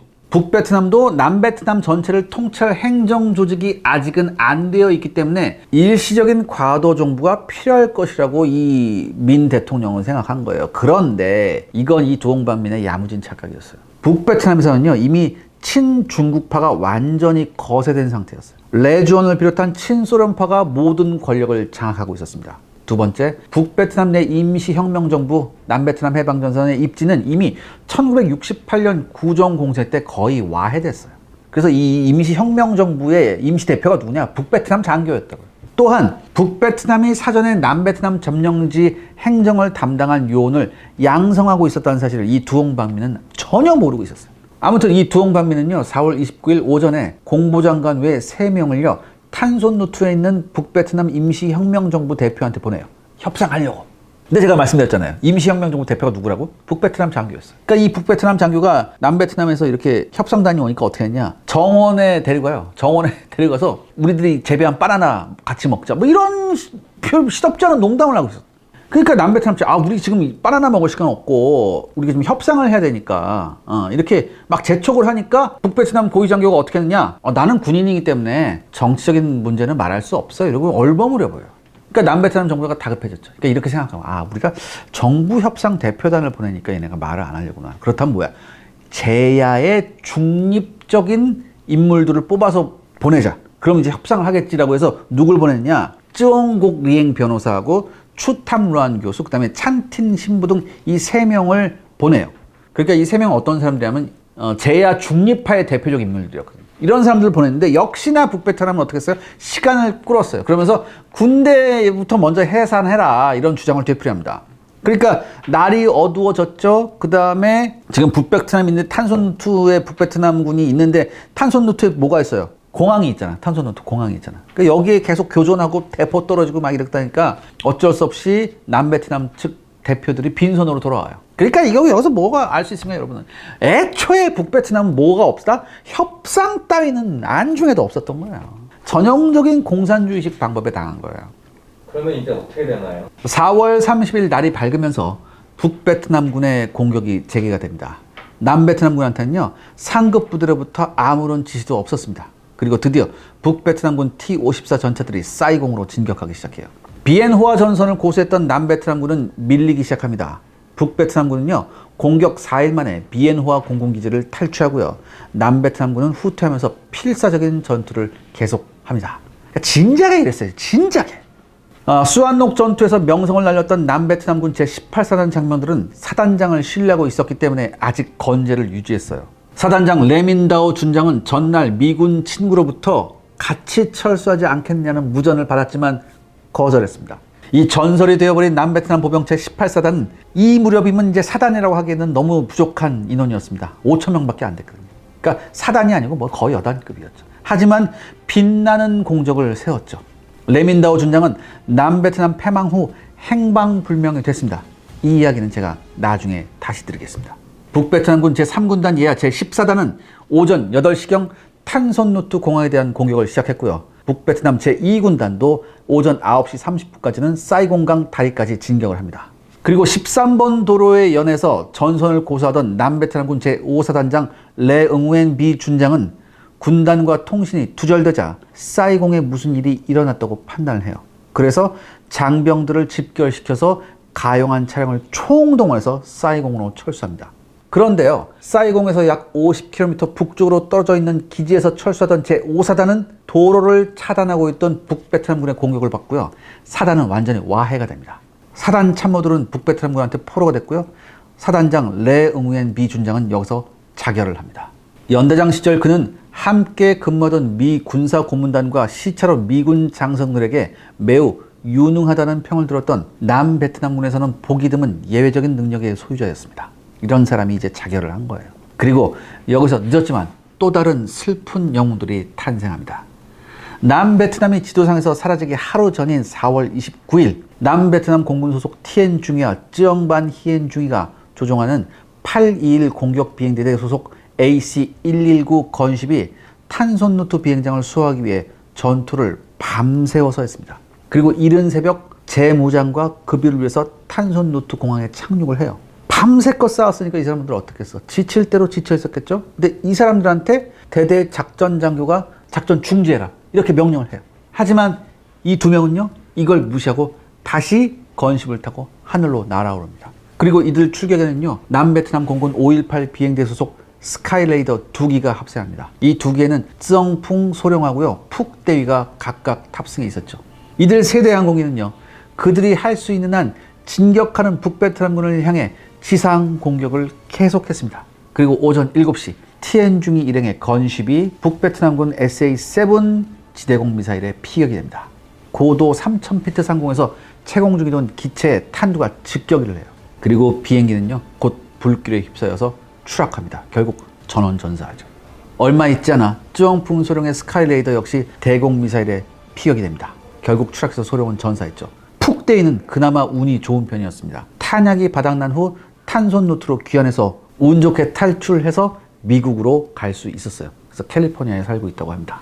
이 남베트남 정부는 뭘 하고 있었나요? 그러니까 4월 30일 아침 일찍부터 임시혁명정부하고 협상을 타진했었잖아요. 근데 아무런 진전이 없었잖아요. 빈손으로 돌아왔잖아. 그리고 그 시간에 시시각각 북베트남은 사이공으로 진격을 계속하고 있었죠. 그래서 오전 9시경에 이 두옹반민 대통령이 무조건 항복을 결심합니다. 그래서 10시 20분에 라디오 방송으로 항복을 발표해요. 전 남베트남군은 적대 행위를 중지하고 현 위치에서 정지하라. 본인은 베트남인끼리 더 이상의 불필요한 유혈을 방지하고 민족의 화해와 평화를 위하여 남베트남군에게 현 위치에서 정지할 것을 요청한다. 본인은 또한 임시혁명정부군도 적대 행위를 중지할 것을 요청한다. 우리는 임시혁명정부와 정부를 인계하기 위한 절차를 논의하게 되기를 희망한다. 이 항복 발표로요, 여러분들. 남베트남이라는 국가가 지구상에서 영원히 사라지게 됩니다. 근데 이 방송하고는 다르게 모든 남베트남 군대한테 항복 명령을 내릴 군 지휘관이 당시에 아무도 없었어요. 제가 지난번에 말씀드렸죠. 카오반 비엔 참모총장이 달아난 후에 신임 참모총장으로 임명되었던 빈 록도 떠나갔고요. 동생이 북베트남군 소장이었다는 참모본부 참모장 동반 쿠엔 중장도 탈출했습니다. 그래서 참모본부에 남아있는 장성이에요. 응우엔 후 한 중장 한 명뿐이었어요. 그래서 이 한 중장은요 라디오 발표가 나온 뒤 10분 후인 10시 30분에 이 사람 역시 라디오 방송으로 전 예하 부대한테 뭐라고 얘기하냐, 무기를 버리고 최초로 접촉되는 북베트남군한테 항복하도록 명령을 내립니다. 라디오 방송으로 얘도. 근데 더 기가 막힌 건 한 중장 이 새끼도 오래전부터 북베트남의 첩자라는 것이 나중에 밝혀져요. 그러니까 여러분들 이게 뭐예요 지금? 참모본부에 있는 책임있는 장군이라는 새끼들은 전부 다 어디 갔어? 다 토껴버렸죠. 그 다음에 북베트남의 스파이가, 이 새끼는 이제 도망갈 필요가 없잖아요. 북베트남 스파이니까. 이 새끼가 남베트남군한테 항복 명령을 내렸다 이거지, 라디오를 통해서. 이런 개같은 일이 세상에 있어요. 이게 남베트남의 진실이었다니. 이거를 듣는 남베트남군 병사들을 어떻게 했어요? 지금까지 목숨 걸고 용감하게 싸웠단 말이지. 그러니까 이거 듣는 순간 어떻게 됐겠어요? 여러분이 어떻게 했겠어요? 말도 못할 허탈감이 오겠죠. 그러니까 여기서 갖가지 인간 군상이 나와요. 끝까지 싸우겠다고 계속 그런 애들도 있었고, 뭐 허공에 총 쏘면서 울부짖는 애들도 있었고, 야 모든 거 끝났다 자기 머리에다 총 쏴버린 애들도 있었고, 분노하고 증오심에 어쩔 줄 나라도 그랬겠어요. 분노에 어쩔 줄 몰라서 약탈하면서 그렇게 다니는 애들도 있어요. 그러면서 뭐야, 이거 미군이 떠났기 때문이다, 그래서 미군 보기는 다 죽인다, 이런 애들도 있었어요. 그리고 여기 사진 보이시죠? 대다수의 남베트남군이요 군화 다 벗어 제끼고 군복 다 벗어 제끼고 사복으로 갈아입고 어디론가 사라져요. 그래도요 여러분들, 남베트남군 제4군단 지역은 아직도 건재했습니다. 이 지역에는 북베트남군이 추가로 투입되지도 않았고, 이 지역에 있는 북베트남군의 일부는 사이공 지역 공세로 전환됐기 때문에 이 지역은 온전했어요. 근데 이 남베트남 제4군단장 응우엔 코아 남중장이 있었거든요. 이 사람은 그래도 조금도 동요하지 않고 자기 위치를 지키고 있었는데, 사실 미국의 철수가 한창일 때 자기 부대에서도 탈출하려고 하는 부하가 있었거든요. 직접 권총으로 쏴 죽였다고. 심지어 또 다른 부하 고급 장교가 해상으로 도주하려고 배를 타고 도망갔거든. 헬기 타고 쫓아가서 사살했어요. 근데 이런 사람도, 이런 남중장도 어떻게 항복 발표를 들으니까 허탈한 거예요. 그러니까 이 사람 어떻게 권총 자살해요. 그리고 이 4군단 예하의 제7, 9, 21사단은 완전히 해산됐고요. 제7사단장 쯔엉반 하이 중장도 결국엔 자결을 합니다. 이제 북베트남군의 탱크가 사이공 시내에 보이기 시작합니다. 자, 드디어 북베트남군이 사이공에 진입을 했나요? 네, 첫 번째 부대가 사이공으로 진입했다는 소식이 전해졌습니다. 이렇게 되니까 북베트남군 사령부는 어떻겠어요? 그야말로 이제 축제 분위기였죠. 사실 제가 여러 차례 말씀드렸지만 처음 공세를 시작할 때만 해도 이렇게까지 성공 줄 몰랐어요. 북베트남 사령부는. 굉장한 저항이 있을 것 같았고 길게는 1년을 봤었기 때문에 한번 툭 쳐봤는데 무너지길래 그래 들어가 보자 했는데 이렇게까지 일사천리로 갈 줄 몰랐던 거죠. 아무튼 북베트남 사령부는 사이공에 진입하는 북베트남 부대들한테 지시를 내립니다. 우리가 하달했던 목표가 있다 너희들한테. 그러니까 지금 들뜨지 말고 이 하달했던 목표를 성취하라. 끝까지 가라. 그리고 만에 하나 남베트남군이 저항을 하면은 가차없이 처리해라. 이렇게 얘기했어요. 그리고 남베트남군 그 독립군, 쉽게 말해서 남베트남군 대통령군이죠. 여기를 최종 목표로 부여받은 부대가 있었습니다. 이게 2군단 예하의 특수부대였어요. 특수임무부대였으니까 쉽게 말해서 타스크포스였는데 얘네한테는 딴 데 보지 말고 무조건 모든 교전을 다 회피하고 주변에서 남베트남군이 교전을 걸어도 무시하고 무조건 대통령궁으로 가라. 그래서 대통령궁 앞마당을 점령해서 그 안에 다 들어가라라고 했어요. 그리고 오전 제가 말씀드렸죠. 10시 20분에 남베트남 대통령 그 두옹반민의 항복 발표가 있었잖아요. 그러니까 그 전까지는 기다리고 있다가 항복 발표가 나오자마자 얘네가 들어가기 시작했어요. 그래서 오전 11시 30분에 사이공 동물원까지 갔어요. 거기서 별로 멀지 않았거든. 근데 여기서 이제 남베트남군의 경미한 저항이 있었단 얘기지. 근데 제가 아까 뭐라고 했어요? 그 무시하라고 그랬죠. 탄환 몇 발 날라온 이런 경미한 저항 무시하고 그냥 갔어요. 그리고 이때 기란내를 누가 했냐면은 사이공에 있는 여성 메트공이 있었거든요.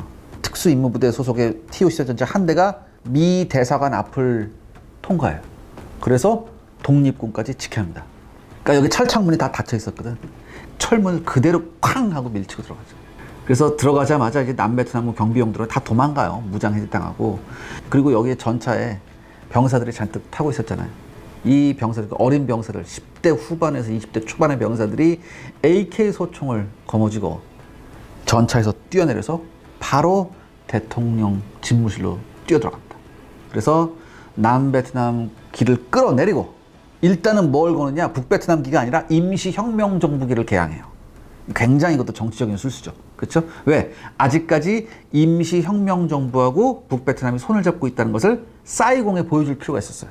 왜? 무조건 북베트남 기가 올라가면 이제 북베트남이 다 작살내는구나 이 생각하는데 임시혁명정부는 당시 남베트남 사람들 일부 그리고 사이공 사람들도 일부는 임시혁명정부가 정권을 이양하게 되면 물론 북베트남의 입김이 세겠지만 그래도 우리가 살던 대로는 살 수 있겠지라는 그런 생각이 있었거든. 그래서 임시혁명정부 기를 개항합니다.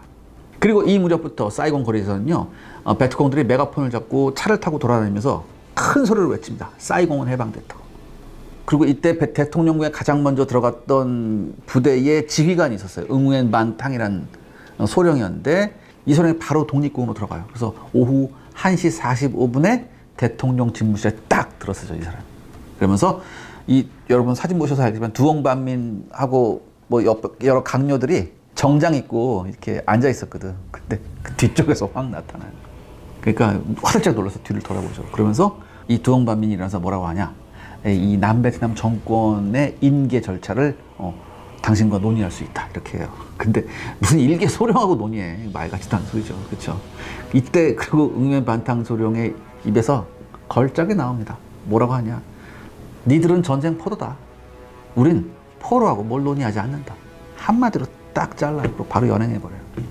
그러니까 무슨 두옹반민이 되면 무슨 뭐 북베트남이 협상할 수 있고 뭐 이거 다 개소리란 얘기죠. 그러니까 공산주의식 프로파간다에 전부 다 쏘가 나먹은 거예요. 네. 아무튼 이날 오후부터 사이공 거리에는 북베트남 병사들이 넘쳐 흘렀습니다. 그런데요, 이 사이공 시민들이요, 북베트남이 어떻게 미국이라는 세계 초강대국을 물리치고 수십만에 달하는 남베트남을 괴멸시켰는지 깨닫는 데는 오랜 시간이 걸리지 않았어요. 왜냐? 이 북베트남은 사실상 점령군이잖아요. 근데 이 점령군이 살인, 약탈, 강간 사건을 거의 일으키지 않았습니다. 그리고 미군 장교들의 숙소로 쓰던 호텔을 배정받은 병사들은요, 침대를 두고 바닥에 군용 모포를 깔고 잤어요. 그리고 시설이나 집기 어느 것에도 손을 대지 않았습니다. 이건 뭘 뜻하냐? 그만큼 북베트남군의 군율과 기강이 서슬퍼렇게 살아있었다는 얘기입니다. 그러니까 여러분 생각해 보세요. 지휘관이 앞장서서 도망치는 남베트남군이 이런 군대를 이길 수 있었겠어요? 아니란 말이죠. 제가 그래서 또 말씀드립니다. 제가 지금 공산군을 찬양하는 게 아니라 전쟁을 대하는 태도, 전쟁을 어떻게 바라봐야 되며 전쟁을 임했을 때 우리가 어떤 자세로 임해야 되느냐, 그리고 거기에서 우리가 무엇을 해야 되느냐, 그런 거를 보여주는 거예요. 그러니까 그런 게 있었던 군대와 그런 게 없었던 군대예요. 한마디로. 이건 뭐 좌우를 떠나서 제가 그걸 말씀드리고 싶습니다. 그날 이후 어떻게 되었나요? 사이공은 호치민시로 이름을 바꿉니다. 그리고 자본주의 물이 너무 든 시민들의 상당수가 수용소로 끌려가서 재교육을 당했죠. 그리고 이 과정에서 많은 사람들이 목숨을 잃었습니다. 특히 군인이나 공무원 등 남베트남 정부에서 일했던 사람들은요, 거의 예외 없이 재교육 캠프에 강제로 끌려갑니다. 그런데 처음에 북베트남이 뭐라고 했냐, 이 재교육 캠프 입소자들한테 3일만 입소하면 된다고 말해요. 야, 3일만 가서 그냥 간단한 교육받고 나오면 된다. 그 다음에 남베트남 장교였던 사람들한테는 한 달만 재교육 받습니다. 이렇게 얘기를 해요. 그래서 당시에 대부분 남베트남 사람들이 재교육 캠프에 끌려가는 남베트남 사람들은요, 그렇게 심각하게 생각하지 않았어요. 그런데 무려 150만의 사람들이 이 재교육 캠프에 입소를 합니다. 그리고 여기서 지옥이 펼쳐집니다. 이 재교육 캠프는요, 사실상 정치 교도소였어요. 굉장히 강도 높은 세뇌 교육이 행해졌고요. 이 과정에서 강제 노동과 육체적 징벌도 당연히 뒤따랐습니다. 이 캠프에서 도대체 얼마나 많은 사람이 죽거나 다쳤는지는 통계조차 없습니다. 대부분 짧게는 6개월, 길게는 10수년 동안 재교육을 받습니다. 그리고 여러분 잘 아시죠? 18사단 사단장이었던 수안록 전투의 영웅, 이 레민다오 준장. 이 사람이 뭐 전투에 실종됐다고 했는데 실종된 게 아니라 이 사람도 포로로 잡혀서 이 재교육 캠프에 들어가요. 그래서 여러분, 이 레민다오 준장은요, 이 재교육 캠프에서 무려 17년간 온갖 고초를 겪습니다. 그리고 끝내 전향을 거부해요. 근데 이 북베트남도 이 레민다오 준장을 죽여버릴 수는 없었죠. 왜냐하면 보는 눈이 있었으니까. 그래서 사실상 추방 형식으로 캠프에서 내보내요. 그래서 17년 후에야 이 사람이 미국으로 망명할 수 있었습니다. 또한 북베트남은요, 남베트남 사회의 이전 정권의 흔적을 철저히 지우려고 했습니다. 과거 남베트남 공무원이나 군인이었던 사람들의 제사조차 금지해요. 또한 공산주의 국가답게 모든 출판사, 신문 등 언론이 폐간됩니다. 그리고 은행 예금이 동결돼서 사유재산도 의미가 없게 되죠. 주목할 만한 것은 남베트남 반정부 세력, 아까 제가 말씀드렸던 이른바 임시혁명정부 베트콩, 이 임시혁명정부 세력들이 모두 철퇴를 맞습니다. 임시혁명 정부 이들도 제거 대상이 되나요? 네, 맞습니다. 이 사람들은요, 한마디로 티우 행정부의 부정부패를 고발하고 반정부 시위를 주도한 종교 지도자나 지식인, 이런 사람들이었는데, 그런데 이런 사람들은 어떤 사람들이에요, 여러분들? 결과적으로 베트남의 적화 통일에 큰 도움을 줬던 사람들이거든요. 그런데 이런 사람들을 예외 없이 모두 투옥시킵니다. 여러분, 근데 여기서 생각해 봐야 될 점이 있습니다. 이 남베트남이 전복되기 직전까지 남베트남에는요, 공산당원이 9,500명이나 있었어요. 그리고 북베트남에서 침투시킨 인민혁명당원이 4만 명 정도 있었어요. 그러니까 여러분들, 남베트남 인구의 전체 인구의 0.5% 정도의 공산분자하고 베트콩들이 남베트남 사회 곳곳에 침투해서 암약하고 있었어요. 그러니까 솔직히 간첩의 천국이 바로 남베트남이었습니다. 이들은 민족주의자, 평화주의자, 인도주의자로 위장하고 시민단체와 종교단체, 대학가, 언론계를 장악했어요. 그래서 조직적으로 반미운동, 미군 철수, 남남 갈등, 우익 지도자 암살 등 폭력 시위를 배후에서 조종했고요. 사회 분열을 조장하고 혼란을 부추겼습니다. 그러니까 경제력, 군사력, 군사 장비면에서 월등히 우세했던 남베트남이 허망하게 패배한 이유 중 하나가 무엇보다도 사회 각계각층에 침투했던 북베트남의 간첩들 때문이에요. 최고위층인 대통령 비서실장하고 법무부 장관, 모범적인 지도사로 평판이 자자했던 응우엔 녹다우를 위시한 많은 정치인과 관료들이요, 공산 뿌락지였음이 드러나는 것은 베트남 패망 후의 일입니다. 심지어 이 공산 뿌락지 중에는요, 대선 후보도 있었어요. 1967년 9월 3일에 벌어진 베트남 대통령 선거에서 티유가 대통령에 당선되었을 때 2위 득표를 한 야당 지도자가 있었습니다. 이 사람 이름이 중틴주거든요. 이 사람은 선거 유세에서 민족 감정을 자극하며 반미, 반전을 선동했었습니다. 그러니까 하도 이런 얘기를 하니까 이 사람이 용공주의자라는 공격을 받아요. 그러니까 이 사람이 뭐라고 얘기하냐. 나는 용공주의자가 아니라 민족주의자, 평화주의자, 자유민주주의 신봉자이며 진실한 불교도다. 동족 상잔의 전쟁에서 시체가 쌓여 산을 이루고 있다. 우리 조상들이 외세를 끌어들여 동족들끼리 피를 흘리는 모습을 하늘에서 내렸다 보면 얼마나 슬퍼하겠는가. 북베트남과 대화를 통해 얼마든지 평화 협상이 가능한데 왜 북폭을 해서 무고한 인명을 살상하는가. 내가 대통령에 당선되면 북폭을 중지시키고 평화적으로 남북 문제를 해결하겠다. 이런 식으로 반전 여론을 자극합니다. 그리고 개표 결과 그는요 17.3%의 지지를 얻어서 2위를 했어요. 그리고 이 쭈옹딘 쭈가 비밀 공산 뿌락지였다는 사실이 밝혀진 것은 베트남 패망 후인 1978년이었습니다. 북베트남의 힘만이 아니라 이렇게 내부에서 공산 뿌락지 활동을 하는 이런 사람들 덕분이 컸단 말이지. 그런데 새로 정권을 잡은 쪽에서는 얘들도 뭐예요? 위협이라고 판단한 거예요. 왜? 절대 권력을 잡은 사람들은 그 권력을 나누어주기 싫어하죠. 그래서 이때부터 토사구팽이 시작됩니다. 대부분 유력한 임시혁명정부 인사들도 재교육 캠프로 또 끌려가요. 그래서 여기서 혹독한 재교육을 받습니다. 그리고 공산주의 국가답게 영화, 음악, 출판물에서 청바지와 장발 같은 패션에 이르기까지 자본주의 물이 든 것은 모조리 금지됩니다. 이런 베트남의 꽁꽁 얼어붙은 사회적 분위기가 풀리는 데는 베트남이 대외 개방 정책 도이 모이를 본격적으로 추진한 90년대까지 이어집니다. 아무튼 이 베트남 전쟁에서요, 미군은 전사자 약 5만 6천, 부상 약 20만 명이라는 어마어마한 인명피해를 입습니다. 또한 천문학적인 전쟁 비용을 지출하면서 그것을 한 푼도 건지지 못했죠. 이 이후에 계속해서 오일 쇼크 등등등이 오면서 미국이 80년대까지 굉장한 경제적 어려움에 처하게 됩니다. 또한 미국한테 가장 짙게 남은 건 뭐였을까요? 바로 50여 년이 지난 지금도 끈질기게 따라다니는 패전의 악몽이었습니다. 반면 남베트남은요, 전사 20만, 부상자 약 50만을 기록했고요. 북베트남군의 피해는 아직 한 번도 공식 발표된 사례가 없습니다. 하지만 양측 합쳐서, 즉 남베트남, 북베트남 합쳐서 양측의 희생자가 약 300만 이상일 것이라는 의견이 다수 학자들이 보는 견해입니다. 시청자 여러분들의 구독과 좋아요는 영상 제작에 정말 큰 도움이 됩니다. 여러분들 부탁드리겠습니다. 구독과 좋아요. 이제 베트남전의 마무리를 해야 할 텐데요. 네, 작년부터 시작된 이 베트남 전쟁사 시즌 1을 제가 이제야 마칠 수 있습니다. 제가 원래 15부로 기획을 했었는데 하다 보니까 여러 사료가 계속 발굴이 더 되고 이렇게 하면서 좀 길어졌습니다. 저도 고민이 굉장히 많았어요. 도대체 이 복잡하고 이상한 전쟁을 어떻게 마무리해야 할지 제가 고민을 하고 또 고민을 하고 해봐도 굉장히 힘들더라고요.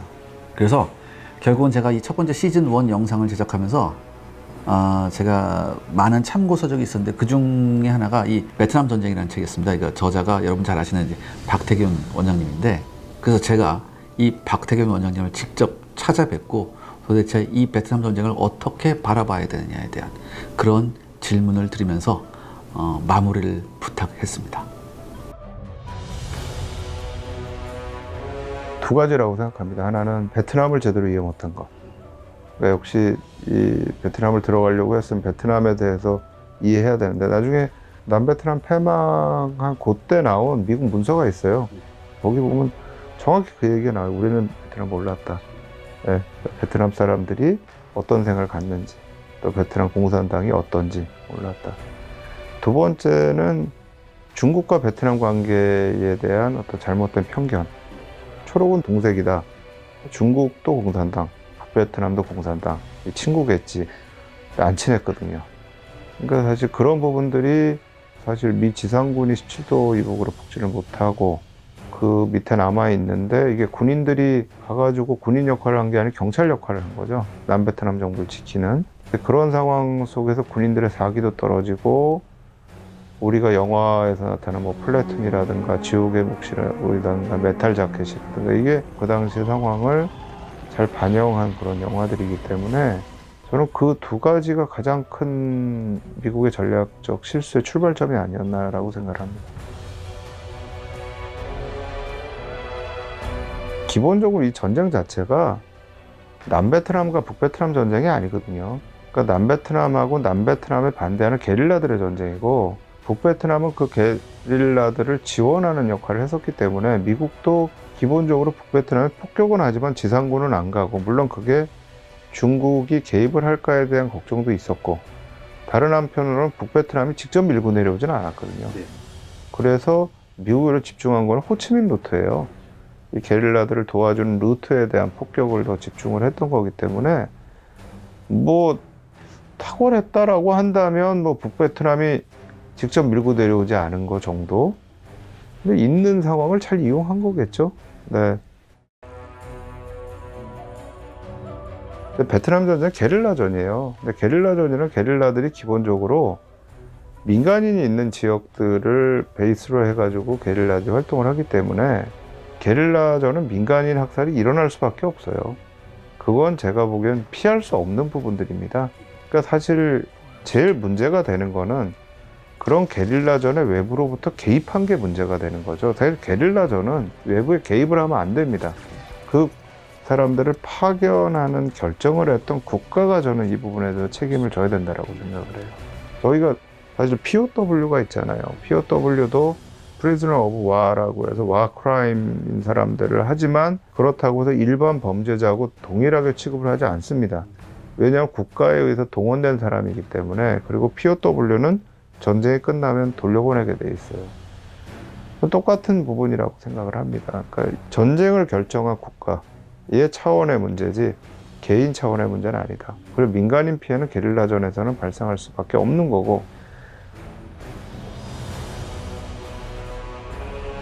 이 대한민국 정부와 거기를 떠받치고 있었던 힘과 남베트남 정부와 거기를 떠받치고 있었던 힘 차이에 저는 차이가 있었다고 생각을 해요.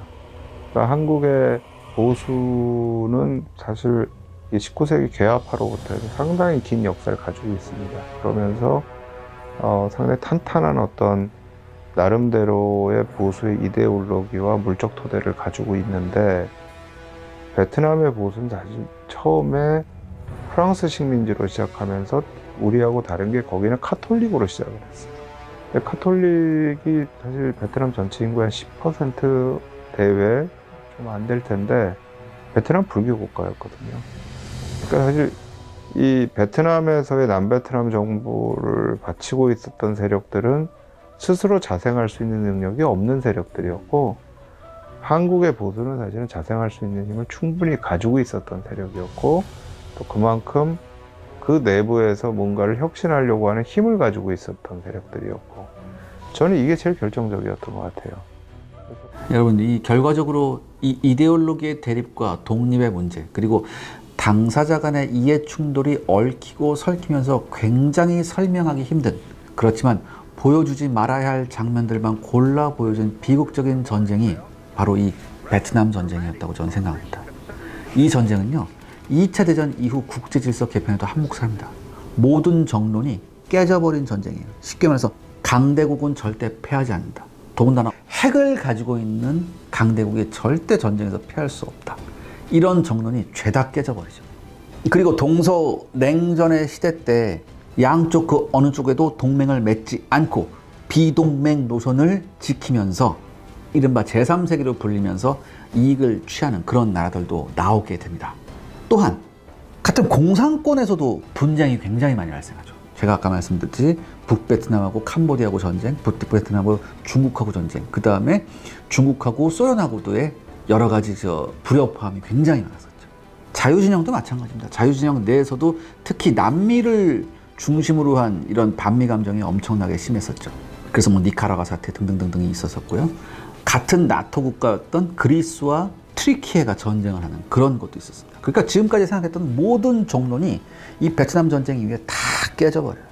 그만큼 베트남 전쟁은 전 세계에 어마어마한 파장을 일으켰습니다. 그리고 그 와중에 가장 피해가 큰 건 당연히 전쟁을 30년간이나 치렀던 베트남 사람들이죠. 아무튼 지금까지 베트남 전쟁 시즌 1을 시청해주신 시청자 여러분들께 정말 진심으로 감사드립니다. 저는요, 약 한 달간의 휴식기를 갖고 이어서 베트남 전쟁 시즌 2로 여러분께 다시 돌아오겠습니다. 시즌 2에서는요, 우리 한국군과 베트남 전쟁에 관한 이야기를 한번 해볼까 합니다. 그리고 이 시즌 2 역시 회원 여러분들께 먼저 공개가 됩니다. 시청자 여러분들의 많은 관심 부탁드리겠습니다. 감사합니다.